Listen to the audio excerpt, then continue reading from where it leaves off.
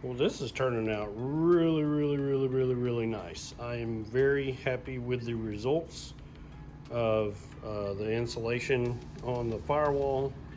I believe it is as far as I want to take it right now. So all this section's done, all of this section's done, and this section's done, all the way down to where it will meet the floor right here. All this is Raptor line, so I'm not going to do any of this. I may do these rectangular plates since I'm going to be building floorboards for this vehicle to cover up the wiring when the seats are in. And then I also got the transmission tunnel done, just this top plate section.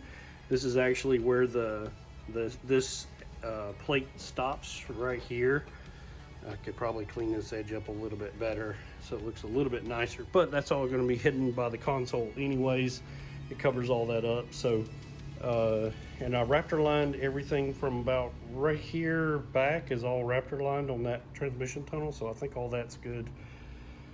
But all of this is ready to rock and roll, ready to put some wiring in. But I need to put some on the ceiling. So looking at the ceiling up here, I believe it only really needs like 2 squares. I'm not going to do the whole entire thing. Basically what I'm going to do is do a rectangle here and a rectangle there, just to get rid of the tin can sound up there from what was there from the factory. Usually it doesn't take very much of this, and actually I would not have had to fit all this together like this. It's just kind of what I wanted to do. All you need is kind of like the factory did. You can kind of see the edges of what the factory did with the factory insulation. They just kind of covered some spots, and it kind of absorbs the vibration in that metal. But what I also wanted to make sure I did, at least for the transmission tunnel and the firewall specifically, was to try to keep some of the heat out, because that is a full lined butyl rubber.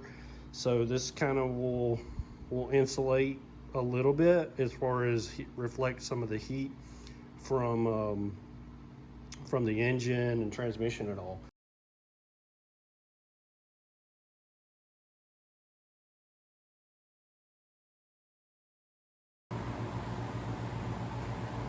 Okay, so one of the things that I just went and did was I went and picked me up a steamer, and it seems to work pretty good, because I took one of the little quarter windows and took the tint off and cleaned it up and everything. So this right here is kind of what it looked like before. So you can tell here that pretty nasty. The tint's all bubbled and whatnot. I don't know if you can see how wavy it is. Probably see it in the intro video how bad all the tint is. 20-year-old tint. I don't know how old it is, but I'm sure it's pretty old. Turned purple. So, and it stinks to high heavens whenever you want to remove it.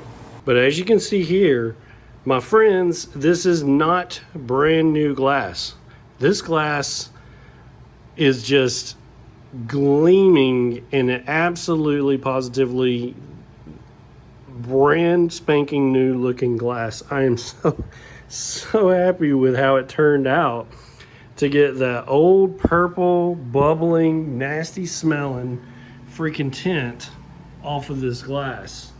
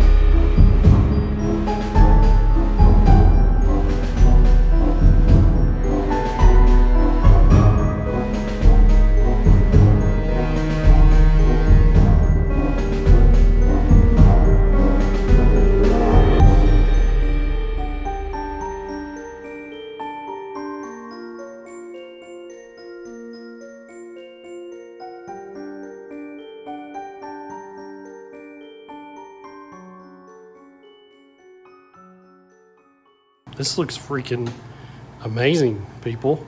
Amazing. I mean, think about how this thing looked before to how it... So we're just going to spray this in here. It won't hurt nothing. Well, they can't wipe off. You know. Right there, and right here. I'll spray the camera. Okay, my iPhone. Didn't spray it, did I? Yeah, I did a little bit. I'll wipe that off in just a second. My bad.